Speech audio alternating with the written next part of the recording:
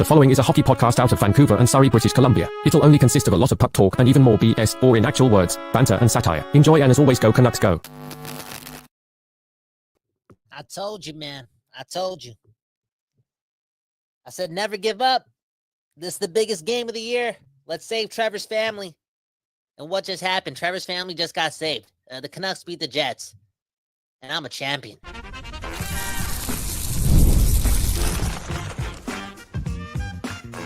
You're Locked On Canucks, your daily podcast on the Vancouver Canucks. Part of the Locked On Podcast Network, your team every day. People. It's been a long day, one of the longest days of the year. Been grinding hard, okay? You try being a podcast producer. And here I am, again, feeling like a champion because we just beat that same team we're going to play in the first round of the 2025 NHL playoffs, okay? If you didn't check out our preview that we dropped earlier today, some call it the early playoff preview, okay? It is what it is. Go check it out after this show because it's hype, okay? It's hype. It's assuming the best and also getting it wrong. And now, again, a lot of optimism saying that the Canucks could beat the Jets, and the Canucks beat the Jets tonight 5-2. A hard-fought game, but at times the Canucks made it look easy. They made it look hard on Hellebuyck. Lankinen did his thing. But man, oh man, I didn't think they would beat the Jets tonight, courtesy of Brock Boeser returning to form. And don't get me wrong, we saw a miraculous Quinn Hughes game. I mean, watch the film. Show that film to Chris Pronger, okay? Show that film to Chris Pronger. Against the number one team in the NHL, what did Quinn Hughes do? He looked perfect. Perfect. When Trevor hops on, he'll have the game score. Again, based on what I was seeing, that guy looked 10 out of 10. He looks back. But speaking of which, Brock Boeser. A couple goals, doing his thing against the best team in the league. And he's making me eat my words, okay? He practically said, "Shut up, Kyle.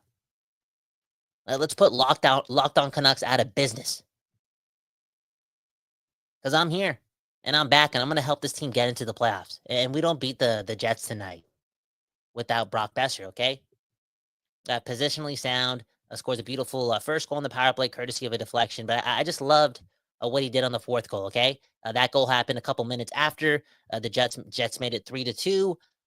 Still for the Canucks, but nonetheless, it was 3-2. The Jets were piling on, doing their thing, and then Brock Boeser gets right to the front of the net. A bit of a cheeky goal, but again, gets it done. And if there's anyone that needed a couple of goals and an assist, a beautiful assist to Niels Höglander, I must add, it was Brock Boeser. Brock Boeser played so good today that I'm thinking about changing Trevor's name to Brock.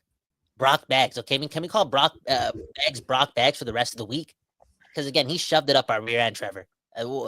What a game. We needed that win overall, and don't get me wrong, I feel as if almost every single Canuck played a great game today, but Brock Boeser, where it matters most, did the most tonight, Trevor. Kyle, what did I say prior to the game tonight? Kyle Connor, he ruined my relationship with my daughter. Yeah. My daughter's the number one Kyle Connor fan. And I just said, somebody please step up tonight and make my daughter cheer for somebody else. And guess what? The best looking dude on the Canucks stepped the F up tonight and looks like a completely different player than the one we've seen over the past quarter of the season. And it kind of felt like a hope and a prayer when you saw those three united prior to this game, Pettersson, Boeser, and Höglander. Kyle, we talked about it. Is it Pettersson and Höglander trying to get Boeser out of a slump? Well, whatever it was, it worked tonight. But you got to give Brett Boeser a lot of credit. The power play goal in the first period, just sick hands on the tip there. He knew it right away. It was the perfect tip. And then that goal that he helped set up with just the dying seconds of the first period. And by the way, huge goal. I loved it. I loved how, sorry to cut you off. I just loved how quick they were there and how they just wanted to attack. Okay. Like I'm thinking about like this team, 2 days ago, I was about to say 2 weeks ago, 2 months ago, 3 months ago, 4 months ago, but let's just talk about 2 days ago. They're not doing that. They're not making that play at the end of the first period. They're dumping it in and taking that 2-0 lead to the second period. You know what I'm saying? But what do? I mean, it was led by their best offensive players, but they went straight through the ice and made a beautiful play on that Höglander goal. Yeah. And they look sick all night, right? And, it's what a night for the Vancouver Canucks, getting 6 goals on Connor Hellebuyck. despite the fact that Hellebuyck made a couple of 5-alarm saves, including the Lecker-Mackey wraparound and the Pettersson one-timer on the 2-on-1 as well. Not to mention Kiefer Sherwood blasting one to the end of the penalty kill there at the end of the second. Connor Hellebuyck did make some big saves tonight, but the Vancouver Canucks, I think two things can be true about them right now. They've been a little lucky lately, but they've also deserved better luck as well. And they also can beat the Jets, and they can beat the Jets in the first round of the playoffs. And they can beat the Panthers, and they can beat the Avalanche. They can beat the best teams in the NHL. They can beat the Toronto Maple Leafs. We've seen it all season long, man.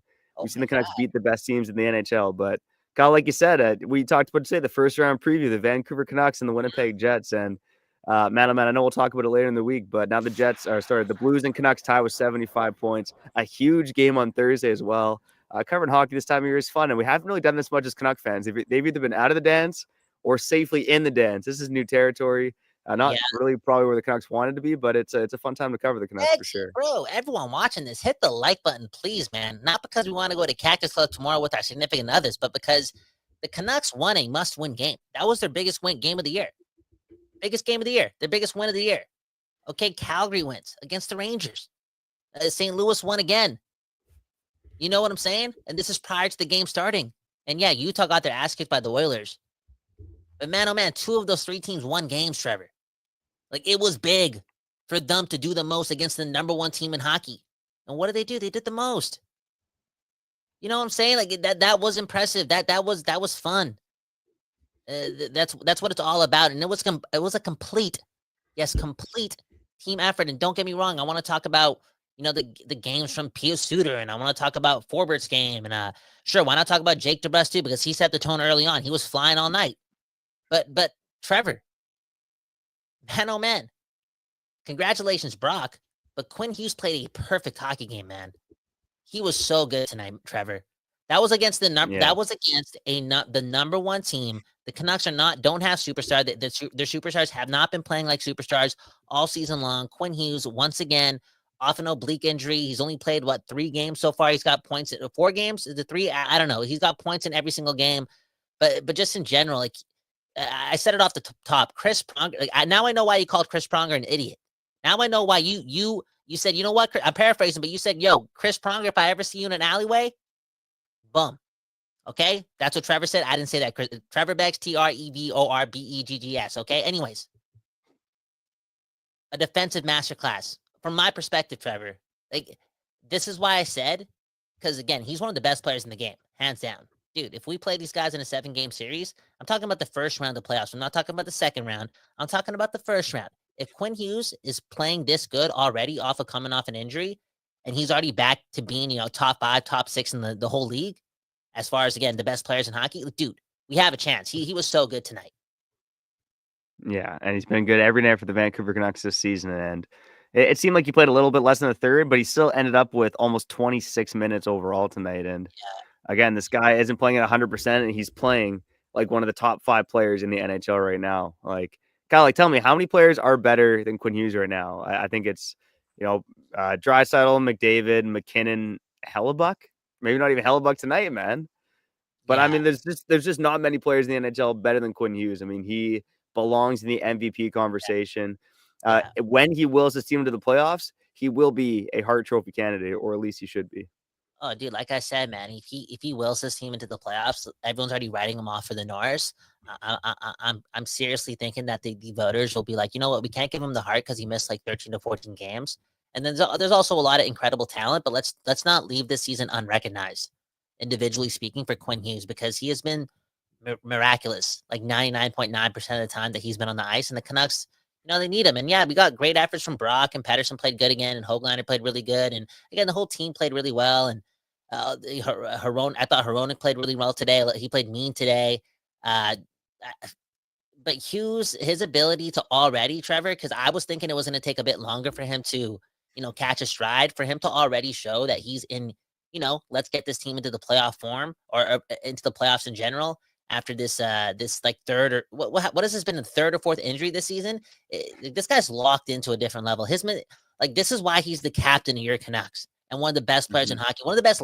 Trevor, again, we talked about this earlier in the week, right? People may be criticizing some of his leadership ability because, the whole Miller and Pettersson thing, the fallout, this team's inability to, just be good, right? So a lot of that falls on the captain. But this is why I keep telling people, like, yo, let him grow into the captaincy and let him get better because he's already doing the most based on what he's doing on the ice. Like, that is the most important part about leadership. Like, this guy just blocks any sort of noise out. You don't think this guy knows that St. Louis and Calgary won? Like, he knows those things, but right when the game starts, he's like, dude, how am I going to dominate? Every time I'm on the ice, how am I going to dominate? And he was so good today, man. Just again, bro, against the Winnipeg Jets, that's a tough team. All the players played well, but it was just so nice seeing Quinn Hughes be that guy. And I think he learned a lot from the way he played in last year's playoffs. And I think he's just more equipped to play against the best teams this season. He's gotten better every single season, right? And, we've seen him enter, MVP territory for the past couple, and it is something we've never seen in this franchise's history. And it is, the number one positive thing about the Vancouver Canucks is the fact that Quinn Hughes is an absolute superstar, man. But lots of good Canucks put in good efforts tonight. Kyle, we got to get to report cards because a lot of guys we haven't talked about yet. Nils Höglander, Linus Karlsson, putting on a show tonight, maybe the best Swede for the Vancouver Canucks. What?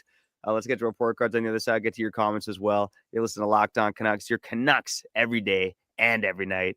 We'll be back on the other side after showing our friends over at Upwork and Gametime. Scaling your business requires the right expertise at the right time, baby. Just like Nils Höglander at the end of the first. Boom, bam. With Upwork, you can find specialized freelancers in marketing, development, design, and more. Experts ready to help take your business to the next level. Upwork gives businesses flexibility by connecting them with top freelance talent across multiple industries, including IT, AI, web development, and marketing. Whether you need extra hands for a project or a long-term partner, Upwork makes hiring simple and affordable. And if you need help with a marketing campaign, talk to Kyle Bowen or use Upwork because Upwork can connect you with a freelance expert who delivers incredible results. So visit Upwork.com right now and post your job for free. That's on upwork.com, Upwork.com to connect with top talent and grow your business today.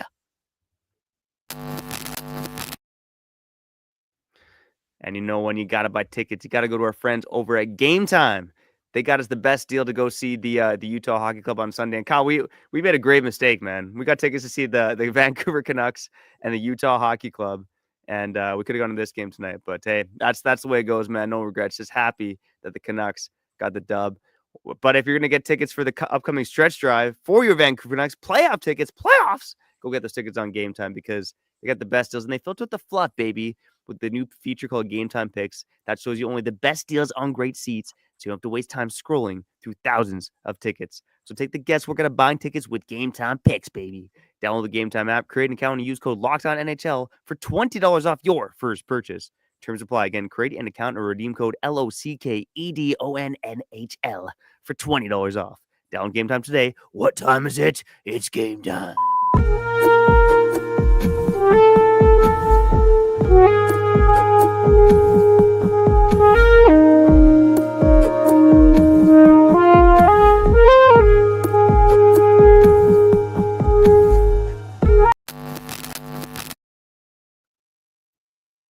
Okay, we back doing this, and that's talking about your Vancouver Canucks. My name is Kyle Bowen. That right there is the second best dad in the world.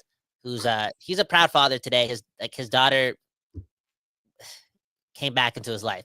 That's how it feels, man. She's a Canucks fan tonight. Okay, she's a Brock Boeser fan, and you're a fan of the Canucks as well. And that's why you keep yapping. Okay, let's read some comments.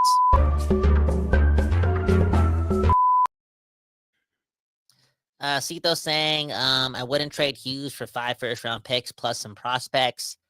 And Cito's also chirping Elston. Okay, saying, yo, Elston, if you guys don't know who Elston Gunn is, he's top 3, top 2, top 6, best commenters on here. Okay, always speaking his mind. That's what we encourage. Okay, it is what it is. We all fan different, but we're all Canucks. Cito saying that Elston Gunn wants to trade Hughes for picks. Laugh out loud. Trevor, okay, we got Quinn Hughes for a couple more years, and I need everyone to listen to this right now. I know it's going to be, it's been, again, what's the word that we came up with today? Traumalicious. It's been a traumalicious time all season, okay? We've been all over the place. It's been hard. We've been hurt. We've been delusional. We've been fragile. We've been irrational. We've been bullies, okay? Bully bags, bully bowing. But when this team's in a playoff position and you have Quinn Hughes on the team, you just got to go for it, man. You got to go for it.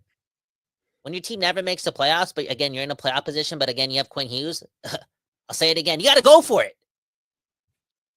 You can't be scared of losing Quinn Hughes in 24 months. I'm sorry, you can. Oh, but you got to plan for the future. Dude, we've never had a player like Quinn Hughes. And yeah, we had Pavel Bure, but there was like one side, like when you talk about the game of hockey, it's offense and defense, right? Then you got the goaltending, but it's offense and defense. It's scoring and not allowing goals. Quinn Hughes, this is why he's one of the best players in the league. This is why he's the second best player in hockey right now. Because he plays so much and he's so good defensively. And oh yeah, he's so good offensively. We've never had it like this. Okay? So why not get a little lucky? Why not win some playoff games? Why not have the crowd cheer for him a bit? Just let him stack up playoff appearances, whether it be one round or not. Go into next season, take your chances again with this Canucks team, okay? Maybe you get some more help with Pettersson and etc. But yo, I'm telling you, Quinn Hughes is the best player in franchise history. And I'm not scared of losing this guy in 24 months. I just want to keep watching him play. He's so damn good. Not being scared of losing Quinn Hughes is a good mentality to have overall. And Kyle, I think we've been pretty down on the Canucks so far this year, but you look at this team right now, and they certainly don't deserve to be a cup contender, but you can squint and see the recipe where they can potentially make some noise in the playoffs. So we're talking about them like just winning a round, that would be something else this season. And again, it's been a topsy-turvy year for sure, but we talked about all the injuries, all the drama. Maybe just maybe you get some guys peaking at the right time here for the Vancouver Canucks. And oh yeah, you have the best defenseman in the world on your blue line. Yeah. Plus, you got good goaltending, you got good structure. The Canucks, again, didn't allow a lot of shots and chances to the Winnipeg Jets tonight, much like they do every night. They have one of the best penalty kills in the NHL. There is a recipe for them here. Oh, by the way, shutting down a power play tonight that was 31% on the year, and Vancouver made their power play look like dog shit tonight. Again, There's a recipe here for your Vancouver Canucks to be spicy, to be noisy in the playoffs. Well, just again, stack this is the team that they might play, man. So let's see. I like how you said that. Now I'm kind of hearing the whole like, oh yeah, they could win a round. Oh, but what's the point of winning a round? Don't you want to win 3? Yeah, I do, but we never make the playoffs. So stacking up back-to-back years, winning a round, that's good. Oh, but team morale doesn't exist. Blah blah. No, that shit matters. Okay. Again, you got to look at the teams that have won the Tampa Bay, Washington, Florida. You know what I'm saying? You got to win some playoff rounds. You got to get bounced out too, but you got to keep stacking. So again, is winning one playoff round around the Stanley Cup? No, it isn't. But if the Canucks can come out of this season still with that level of success, and again, the bare minimum to me is making the playoffs too, because I want to cheer for teams that make the playoffs. Okay, not make the playoffs and don't make the playoffs after missing the playoffs for 9 years. Like, no, I don't. That's not what I want to be a part of. It's so important to make the playoffs this year. But yeah, as Trevor alluded to, you never know. This team could be sneaky, and we keep talking about that penalty kill, Trevor.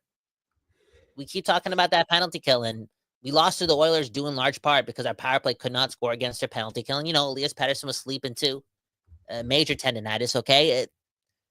But the penalty kill, that could kill a team that you're facing if you have an elite one. Yeah, and the Canucks have a number of contributors there. I mean, Teddy Blueger and Pius Suter looks so good. Marcus Pettersson, Derek Forbort as well. Again, lots of good Canucks tonight, so let's touch on something here when we do 5 minutes for report cards.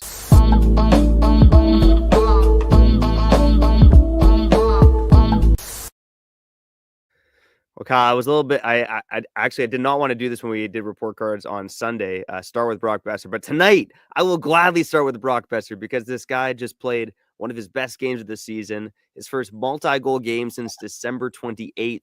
A 3-point night overall. Had a sniff at the hat trick at the tail end. Looked dangerous all night. Looked quick.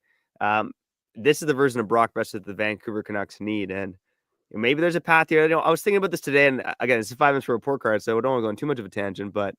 Again, JT Miller was a big part of this team and this leadership group for a long time. And I do wonder for guys like Boeser and Pettersson, I mean, who knows what was going on, but, if they maybe struggle to step up into the spotlight with JT Miller not there anymore. And, maybe we're getting to this point now where Boeser and Pettersson can step up into the spotlight, are comfortable being the guys, being the dogs, because they got the skill to take this team places. And by the way, I'm giving Brock Boeser an A+. Yeah, I think I want to see it again from Brock. Before I only think this team's gonna have. I only think this team's gonna find success right now because of good goaltending and Quinn Hughes. Like, I'm convinced on that. And Elias Pettersson is waking up. He is. It's been what, Trevor? 5 or 6 games in a row. It's been ever since he humbled himself to the media, right? Mm-hmm. Right? Accountability, Trevor. Right? What did my grandma teach you, huh? What? What? Why are you laughing? Why, dude? No, My grandma. I'm thinking one day I'll be Why are you laughing? Why are you laughing, though, man? one day I'll be accountable on this show, but I'm not sure if today is Okay. that day. Okay. Philip Roenick wasn't one of the standout guys tonight, but he played well. I give him a B. Drew Connor, man. Drew Connor played one of his best games for the Canucks. And what was with that fourth line, man? I'm going to give them all an A here. Drew O'Connor, Teddy Bluger, and Linus Karlsson. I mean, the Canucks basically played with 2 fourth lines tonight. You had that line, then you had Amon, Lecker-Mackey, and Joshua. And somehow all those lines look dangerous tonight, which you wouldn't have seen coming in against a Winnipeg Jets team. But Drew O'Connor looked fast. He was physical. He was disruptive on the forecheck. He was good defensively. I give him an A+ tonight. Well, there was a point in the early part of the game, and this is before he scored his goal, where I was like, "Yo, where, like, what, is Drew O'Connor has he not gotten a point in like 12 games or like 10 games, or like has he not got a goal in a while? Like, it's been a while." And then I was like, "Damn, like, why did Alvin sign this guy right away? Why not just let him play like he's earning a contract? No, straight up for a bit longer, because he rewarded him ASAP." And I was like, "Oh, I'm kind of scared that he's gonna tail off here." And yeah, there he was playing big and strong. And you know who he looked like, Trevor? He looked like a Winnipeg Jet. Yeah, he did. Yeah, kind of look like Gabe Velarde-esque, man, which is high praise for Drew Connor there. I'm giving him an A as well. Yeah, Nils Höglander, man. Okay, for the betting degenerates out there, it wasn't a lot of money tonight, but I was down to my last bets in my betting account. So my last bet that I needed to have hit before I ran out completely was I bet on Nils Höglander plus 500 to score tonight against the Winnipeg Jets, because this guy always delivers against the Jets, and he delivered again tonight. Keeping my betting season alive for another day, man. So thank you, Nils Höglander, and I'm giving him an A. Well, be careful, Trevor. You didn't tell me about this problem. No, I'm giving him an A. No. See, that's why it's a big moment for me. I always play with the bankroll. If I hit 0, I'm done for the year. So yeah, that's what they all say, Trevor. I've heard that one before. Okay, so Höglander just got co-signed by Rick Tocchet as well. Right? He's been one of our best forwards for the past month or something. I'm paraphrasing just a bit, but that is just the truth. And again, there's so much more hockey to be played here, but he's turning into an X factor again. And this guy had 20 plus goals last year, all 5-on-5, invisible in the playoffs. But nonetheless, he was he had growth. Like, we're talking about what, a 24-year-old? Is he 24 now? If I'm correct? Yeah, he'll be. Yeah, he just turned 24. So December of 2000. A guy who signed a 3-year extension worth $9 million. Is that right as well? Yep. Like, he gets paid $3 million for the first time next year. Like, we need this guy to step up. We need this guy to potentially replace some Brock Boeser goals, right? Like, we need that. And I'm loving the tenacity he's playing with, and I'm loving the way he's looking with Elias Pettersson. And I beg Rick Tocchet, for the foreseeable future, why not give it to the end of time? Okay, this season, like, let those guys play together. If they have one bad game together, don't split them apart. Stop doing that. Yeah, just him and Pettersson, they got a little something, and like what you want in Kiefer Sherwood, playing on the top 6. I feel like there's a better chance of Höglander delivering that game in and game out because of the offensive upside. And right now he's playing confident. And Trevor, correct me if I'm wrong, but I feel like, his success is so good for him individually. And again, him being an X factor as Nils Höglander, it adds something to the team. But just like getting closer and closer to unlocking Pettersson is so important. 100%. The main point I agree with there, and maybe I'll touch on to wrap up the show, is Höglander, Pettersson, and Boeser. Keep them together. Jonathan Lecker-Mackey, he almost scored again tonight. Pretty good overall. I'd give him a B. Pius Suter. I mean, there was a comment here about Pius Suter about to get paid, and Rick Tocchet had a quote post game about how he told Pius Suter that was a cha-ching goal when he hit the empty net, hitting 20 on the season. The first time he's done that in his career.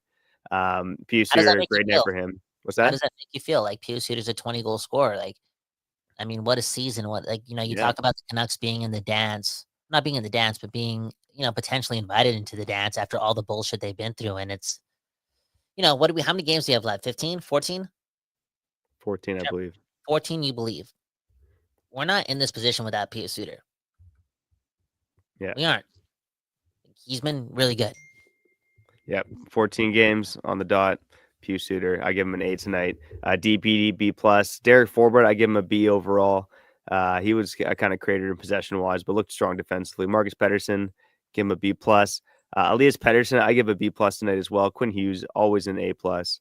Yeah. Kiefer Sherwood, you talked about Nils Höglander's passing ability and offensive upside. Kiefer Sherwood has made a couple of sublime passes over the past couple of games. One to Nils Amon the other night against Chicago, and then another tonight finding Pius Suter in front of Connor Hellebuyck, and that was a dagger goal for the Yeah. Vancouver Canucks, because you take the 4-2 lead, but this is still a Canucks team that has kind of allowed teams back into games throughout the season. And then boom, not even a minute after the fourth goal, Pius Suter bears the fifth on a play by Kiefer Sherwood. I mean, just a guy who night in and night out puts in the effort, is noticeable. I'd be giving him A- tonight. One left to keep for Sherwood. Always bringing it. Just to go back a few names before we finish up the list. And I've seen a comment here from who's the comment come from? It's come from Matt Folger. Okay, one left to Matt Folger. Saying that Marcus P had a couple rough moments. Today we saw something that we touched on a couple days ago. The defense was looking a little weird against Utah, especially Myers and Marcus Patterson. What did they do? They split them up. They split them up today, right? One got Hronek, the other got the other one got Hughes, and it still felt as if Marcus P, right, the other PD, was just a bit behind it, and we need him tightening it up moving forward. Now the whole team, right, for the most part, outside of a couple lapses today, and Marcus Patterson had one of those lapses. They played solid, but I don't want to see this guy stacking up 2 straight games or 3 straight games where he's the biggest culprit for a goal. You know what I'm saying? Okay, stop the bleeding, Marcus. Okay, right now. Be a bit more Chris Tanev-esque. Teddy Bluger for the work of the penalty kill, give him a B. Tyler Myers play with Quinn Hughes, man, that always gives him a bump, give him a B plus. Jake DeBrusk, you said he was flying tonight, A minus. Dakota Joshua, I'd say one of the quietest Canucks tonight, actually, a bit slow at times. I'd give him a C overall. Nils Amon, B minus. Linus Karlsson, let's end the forward with this. Linus Karlsson tonight was one of the most noticeable forwards on the ice. I know he was getting love from the broadcast, but really the only thing that stands out about his game negatively is the fact that he's not that quick. But he looks like a Rick Tocchet player because he's physical in the corners. You think of Sweden as being soft. He's got size. He's 6'2". Again, pretty physical. Had some good hands and tight tonight. Almost scored as well. Linus Karlsson, I know he's not a sexy name by any means, but he has stepped up this season, both at the AHL and NHL level. And tonight arguably played his best game in the NHL. Yep, another Nils Amon. No, he's better than Nils Amon, man. He's better than Nils Amon. That's something else. I think you're being too harsh on Dakota Joshua. I think there was a shift in the first or second period where I thought he dogged it with the hustle. It finished a couple checks. A C is too low. I feel as if no Canuck played like they were given a C effort today. And to end things off, that's Kevin Lankinen too. I know the Jets didn't have a lot of shots, but I'm so happy he's your goalie, man. I'm so happy. Just a Kevin Lankinen night overall. You look at the 2.04 goals against average and 905 save percentage, right in line with his average this season.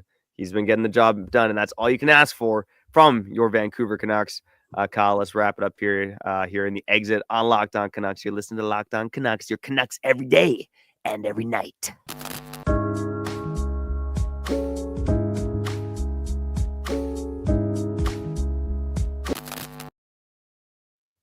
Okay, you addicts. We've come to the end of the show. And speaking of you addicts, let's start reading your comments.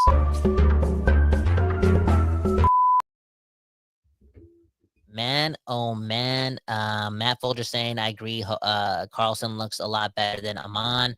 And Trevor, I know you've started some other comments, but can you use this? Can you use this as an example to talk more about Manny Malhotra and the job he's done as a first-time head coach with Abbotsford Canucks?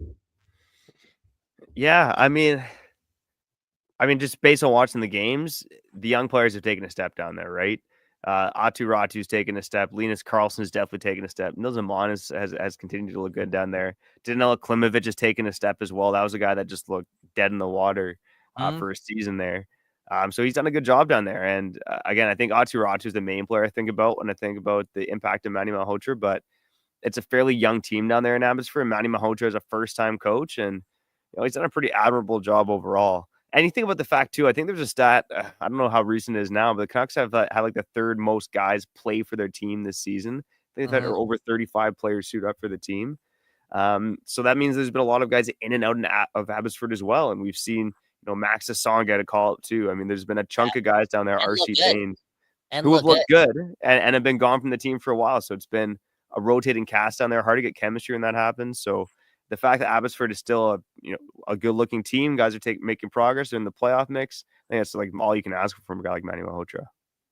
And Trevor, like I talked about this with Pio Suter. I mean, again, a trauma-licious year. Yeah, moments I hate this team. This has been the most annoying Canucks team to cheer for, right?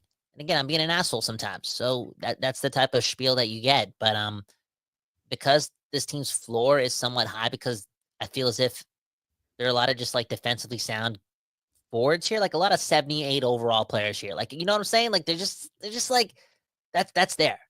And that ability to have that even in Abbotsford and having that option to be called up, allows this team to be going through one of the weirdest seasons in like a Messier-like season, but still be in a playoff position, quote unquote, with 14 games left. Like, it sounds like I'm giving a lot of credit to like Max Hassan and Neil Zaman and Linus Karlsson, and I am, and Mancini and DPD, but I am, because they've helped us get like 2 or 4 points or 6 points. Like, I feel like there's one game where Max Hassan won it for us. Yeah, you know what I'm Florida saying? game against Florida. Okay. On that note, next comment.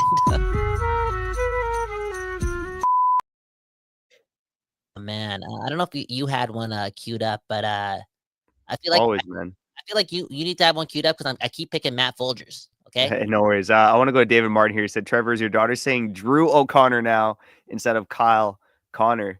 It was funny enough because I talk about my daughter having love for Brock Boeser, but we did try to get her to bed, partway through the game, but she did see the Drew O'Connor goal, so she was pretty stoked for that, and I made sure to tell her it was Drew O'Connor, but she's 4. I think she still said Kyle Connor once after that. It just is what it is, man. Damn, yo, this is beautiful, man. I can't believe we're going through this. Okay, and this relates to this other comment that I saw as well. Okay, let's get to it because I think Locked On Canucks is becoming a magical show, man.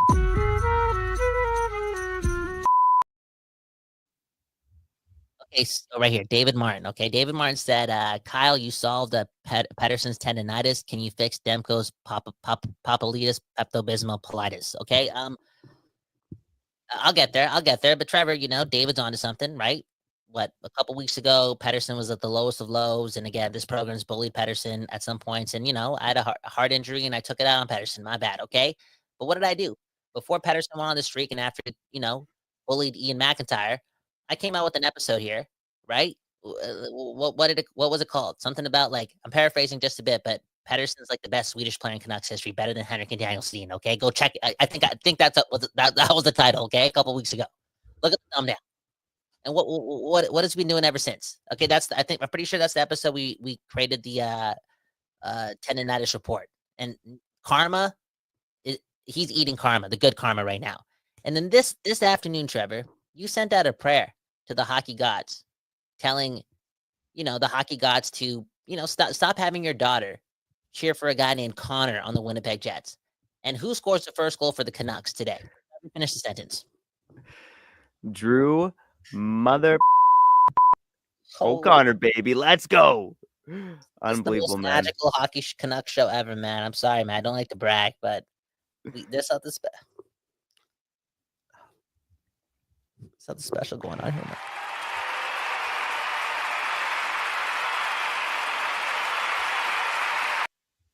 Oh, fuck. I think that's a good way to wrap it up here on Locked On Canucks, man. One love to my daughter, one love to the Vancouver Canucks, one love to you, Kyle Bowen, and one love to you and you and you for tuning into this episode of Locked On Canucks. Follow us along for the playoff ride, the journey, the push for the playoffs, baby. If you like what we're doing, go subscribe and like on YouTube. On the podcast side, go follow us and leave a good old 5-star review.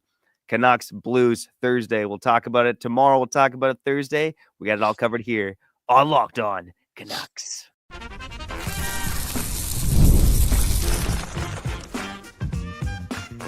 You're Locked On Canucks, your daily podcast on the Vancouver Canucks, part of the Locked On Podcast Network, your team every day.